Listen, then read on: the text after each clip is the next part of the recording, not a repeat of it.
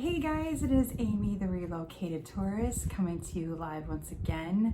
It is a bonus episode here today. It is still Tuesday, February, 18th, 2020. I thought I would just do a quick little vlog here because I went and got the mail and I was super excited because what do we all love? Our Mickey mail! It's the Mickey monitor for the annual pass holders. It's very exciting. Now, I have a cast member in my household, so most of the stuff I already know, but still it is very exciting. And I thought, it would be kind of fun to talk about what's in here, what's coming up, what are you guys excited about? And before I dig into this juicy little bit of magic, I did want to touch on that I would really love to do a live chat once a week. I'm thinking about Sunday or Monday nights, whatever night works for best. I'm going to try to feel it out with everyone. We had so much fun doing this back in 2011, didn't we, guys? I know my regulars and my my friends who've just been with me on this amazing, insane journey of Relocated Tourists, and we had so much fun just chatting. I forget what night we did. I think we did Wednesday nights. Someone will have to remind me. It was just fun because I could interact and people could ask questions. If you have park questions, I'll try my best to answer. I am not a travel agent. I am just, I live the magic. That's the best way I can put it. So I don't work at the parks and I do not work for a travel agency. I'm still kind of figuring out the whole travel agent realm and connecting and all that kind of stuff. So yeah, so I hope you guys would be interested in something like that, just to chat, to see where everyone's at and who's coming on vacation, who's excited. Are there things you're still curious about, like Rise of Resistance or Mickey's Railways? It's exciting. I haven't even seen the marquee yet. I heard it's up. It's one of those things where like everybody goes and reports on the first, and I just kind of get to it and it's still just as exciting. And you'll know that because when you see my Facebook post, you'll see like, oh my gosh, she's really excited. It's been out for like 2 or 3 months. Yeah, because I haven't seen it yet. So that's how I live here. I don't want to be spoiled. I want to enjoy it in that moment. And I love being excited about it and definitely reporting it. But I don't ever get offended if nobody wants to follow me because they want to see it for the first time. They don't want to see the pictures and all that. It's kind of hard to avoid. I mean, I avoided Galaxy's Edge. I am very proud of myself. I avoided Galaxy's Edge like crazy. Like all I kept seeing on somebody's site or somebody coming by, just making sure it was recording. I just kept saying the Millennium Falcon over and over again. I was like, okay, enough. I got it. The Falcon's there, but I didn't want to see anything. I didn't even know about the blue milk, about the popcorn, about the lightsabers. Didn't know any of it. So I am very happy that I went into it just virgin eyes. So anyway, let's dig into the Mickey monitor. First off, who is not excited about... Yeah, I just had a moment here. I really miss Great Movie Ride. I mean, yay for the Mickey's Railway Train, whatever, Runaway. I can't even say it right. I am excited, guys. Of course, it's a fresh ride. It's a new ride. Studios, is still kind of coming up from being, down for so long versus Toy Story Land, and then they built up to Galaxy's Edge, and now we're getting to this one. Great Movie Ride was just a gem. It was just something that was so amazing, and so I'm a humongous Wizard of Oz fan, so for me it was just like visiting Oz just felt good. And having this situation now of it gone, I always wonder where everything went. Did they put it in a museum? I hope they put it in a museum. Did somebody take home a munchkin? Did someone take home one of the eggs in the nest in the munchkin land? These are questions I want to know. All right, so Mickey Minnie's Runaway Railway. It looks fun because the shorts are really cute. I believe a lot of them, if not all of them, are on Disney Plus right now. So I really want to kind of do my homework before I go see the ride. Kier, though, is a cast member, and she actually is getting a preview, I believe, in a week, if not a week and a half.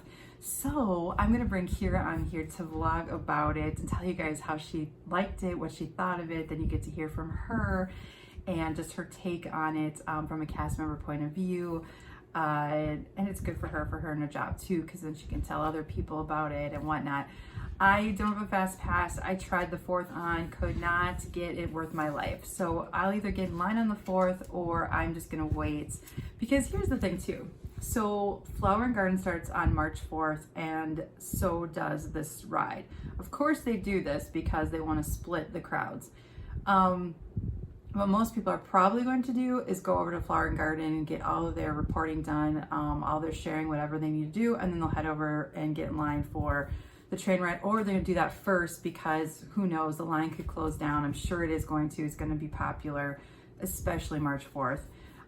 So that could happen. I don't know. I think I'm probably going to avoid it and maybe go a couple days later when it's kind of calmed down, and I will, because Kira's going to it anyway. That's just as good as gold for me to be able to bring it to you guys and share it if you want to hear about it. You don't have to. And then I think I'm just gonna go to Flower and Garden now. So Orangeburg. Okay, so this was reported a couple of weeks ago, but I believe there's supposed to be a jersey. I know there's ears. For those of you who have not seen the Orangeburg ears coming, how cute are those? I am a bit of an Orangeburg fanatic, and it's not even, you can't even see it from this point, but I have like an IKEA type thing with all those cubes, and for my new office, I have this awesome idea I'm gonna do with that so that everybody can see all kind of my stuff behind me. But right now it's over there because my TV's on it, but there's a whole thing full of Orangeburg stuff. I don't know really where the love of Orangeburg came. I just know that he's an adorable little bird and he's loved, and I'm really excited about the merch. So if I saw correctly, there's supposed to be a jersey, the ears, and a Loungefly. If you don't know what a Loungefly is, it is a backpack that has become kind of the new craze with the jerseys. So yeah, and I unfortunately am getting caught up in all of that. I love the jerseys, still looking for a Haunted Mansion jersey. I really want one. And the Loungeflies. I think they're so fun. What happens though is I love to collect them. Craig got me a phenomenal up one. I have to show you guys. It's so cool. It's not near me. I will bring it on the next vlog. It is so cool, and it's not from the parks. It's from Box Lunch. Anyway, Box Lunch, by the way, if you guys don't see it at the parks, and by the way, like Box Lunch Loungeflies, they are, I believe, like $49.50, and the ones in the parks, that sparkly red one right now, which is beautiful, the rose pink one, all those that have been so popular, they can go up to $90. The Santa Mickey one was $90. So even in the outlets, which I just saw him there, he was still $50. Yeah, it's a lot for a bag. I don't get into the Vera Bradleys. My mom loves them. By the way, I picked her up 2 phenomenally amazing Vera Bradleys at a garage sale last weekend. I'm so excited because her birthday's coming up, and normally I just go over to the outlets over on Vineland, and I'm like, hey y'all, you know, it's first of all, it's an excuse to go look at the Disney outlet. Second of all, then I can go to and usually like the outlets for Vera Bradley, just so you guys know, if any of you love Vera Bradley, it's right down the way from the Disney outlet, in those outlets near Disney Springs. It's not in Disney Springs, on the outside, but there's a Vera Bradley in there, and their prices are way, excuse me, my laptop's talking, way cheaper. Like you can get a Vera Bradley for like $35 brand new at the outlets, which I know they run for like, I think 60. My mom likes the body bag ones. I have a couple of the bigger ones for like, you know, sleepover bags and all that. I just think I like the size of them. So yeah, I'm super excited because that's one of those finds where you just like, she has so many of them that it's either one she probably already has, or I don't know. So it's one of those exciting things where she may not have it and she's gonna be really excited about it, or she already has it and she'll sell it and buy a new Vera Bradley. That was a lot to explain. Anyway, I don't know where I was going with that. So let's see what else is in here. Oh, they're talking about Earth Day is coming up at Animal Kingdom theme park. So from April 18th to 22nd, guests can celebrate with behind the scenes tours, Disney Photo Pass props and magic shots, special Disney Conservation Fund celebration buttons, book signings, and limited edition lithographs. Plus you'll see unique and sometimes surprise character greetings throughout the park. So let me tell you what Amy just heard. I heard Photo Pass props, magic shots, the buttons could be cute. I'm really interested in the book signings. I'm sure they're awesome. And limited edition lithograph sounds really cool. But I have so many lithographs, like of the ones that you used to get when you bought a DVD, for those of you that used to do that, or the tapes. at the Disney store, you could get a set of lithographs or just one lithograph with the movie. And we probably have hundreds of lithographs that we used to have framed, and we have not framed them or done anything with them in quite some time. We're keeping them, but that to be said, I don't need any more that I'm just going to put in a bin. So, but I'm sure it's cool. I believe Joe Rohde is going to be there, and he is one that designed Animal Kingdom Park. For those of you that have probably heard the story, but it's such a good story, it's a real quick story for those of you who haven't heard it. My daughter and I were walking around Animal Kingdom 2013, maybe 2012, whatever an anniversary year was. And I saw him. He's very recognizable because he has this big earring hanging from his ear. It's just kind of his signature thing. I would think by now his ear is killing him, but I mean, it's his thing. That's cool. And he's just recognizable by that. And so I remember looking at Emily and I was like, that's like seeing Walt Disney walk on Main Street, Joe Rohde walking in Animal Kingdom. He created this place. And I said, let's go talk to him. But I could not, you guys, I could not remember his name worth my life. It was so embarrassing. So we walk up to him and I'm like, I'll never forget it. Emily's with me. And I'm like trying to be like the cool mom too. Like, you know, hey, we're about to meet a celebrity. Because that's what he is in the Disney world. And I walk up to him and I was like, hi, my name's Amy. This is my daughter, Emily. I know you created this beautiful park, but for the life of me, I cannot remember your name. And he goes, oh, it's Joe Rohde. And I go, that's it. And he started laughing so hard that he said, oh my God, you guys earned your picture today. Let's go do a picture. I mean, nobody even stopped around us. It's like nobody really knew who he was. And that's just sad because most Disney fans know the big names, and he's a big name. So anyway, that's my favorite story, being Joe Rohde. And I think hopefully he would remember me if I met him again and be like, remember that day on the bridge towards Africa? Maybe he wouldn't, I don't know, but it's a fun story. And it's a great picture. I should find it to put with this video, but it's probably buried somewhere in like 6 other computers. That's kind of my life. Let's see, they are talking about, ooh, there's a cool pass holder shirt. See, I haven't even really looked at this yet. I just literally pulled it out of my mailbox. Sinister swag just for pass holders. We're scared of something just for pass holders for Disney's After Hours. So that's really cool. It's a pass holder shirt for the villains. So that's pretty cool. I've heard good things about villains. Let me know if you've done it. Is it worth it? Should I try it? From what I've heard so far, it sounds pretty interesting. I think it sounds more like a, who was I talking to? Maybe it was Kimmy.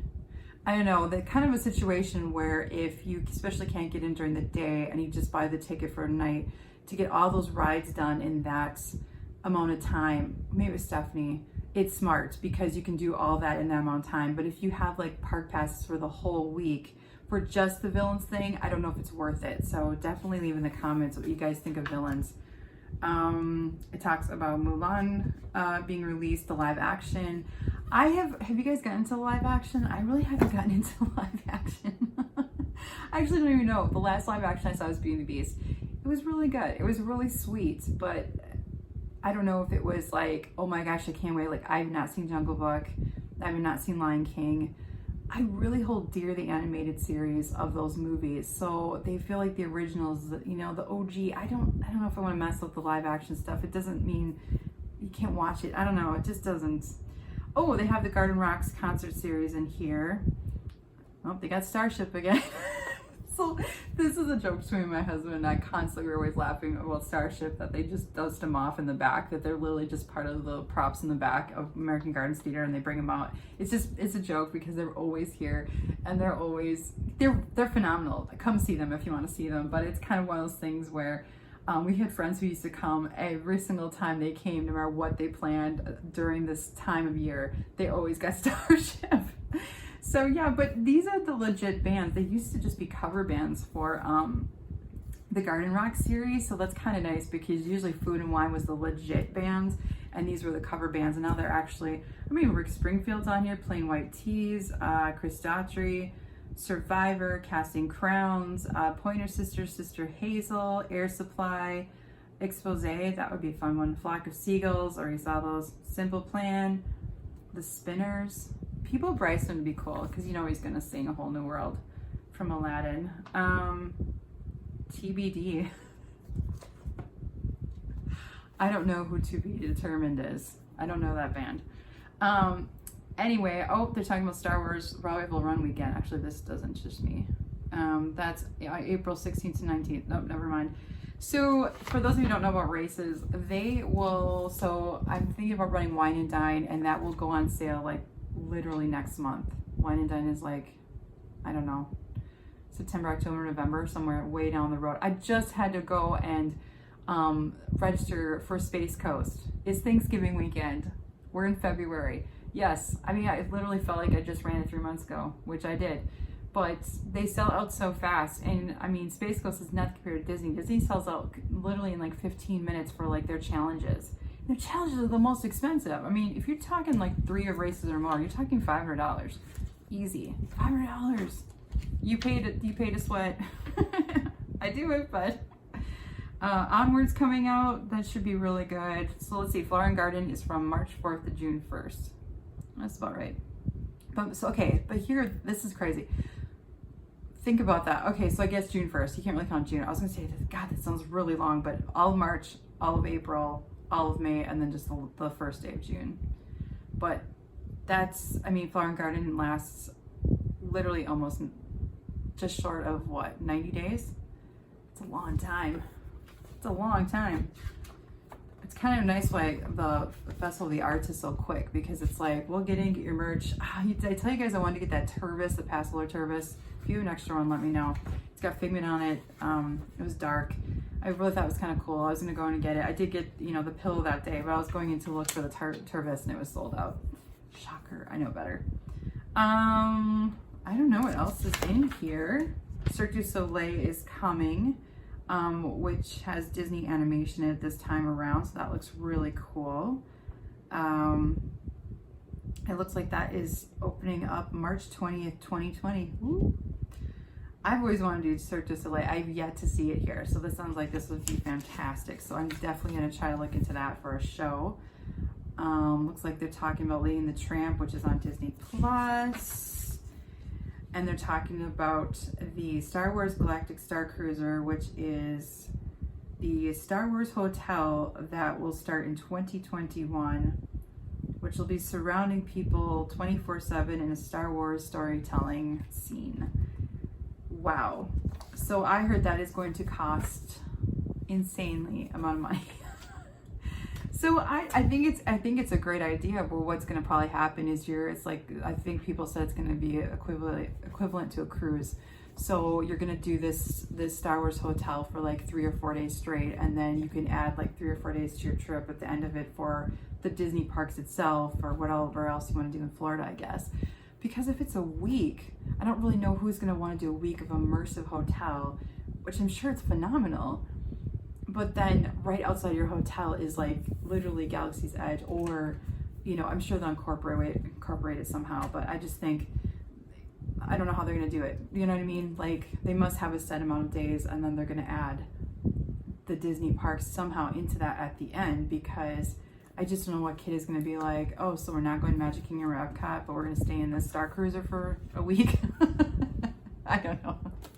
I'm just thinking, that just seems like it would be like, I don't know, a long time. So anyway, so this is your bonus vlog of the day. I just get excited about this mail, and I thought, you know, it'd just be fun to share and kind of talk about it. Like I said, I definitely want to look into a live chat, because something like this would be fun to talk about with you guys. I'd love to know your opinions on it. What do you think of the new Mickey ride? What do you think of the Star Cruiser Hotel? Will you do it? Do you think it'll be worth it? I know a lot of Star Wars fans, and I'm sure they're just geeking out this even thought of doing this. I think it's a phenomenal idea. I just wonder if it's going to be too expensive for really, I don't know, anyone to really afford. I mean, Disney itself is already getting very expensive for people. So to be like, hey, you can stay at a Star Wars hotel, but by the way, it's going to cost you like $1,000 a night. I don't know. So anyway, I hope you guys are having a good day, and I hope you enjoyed this little Mickey Monitor edition. Have a great day. Bye.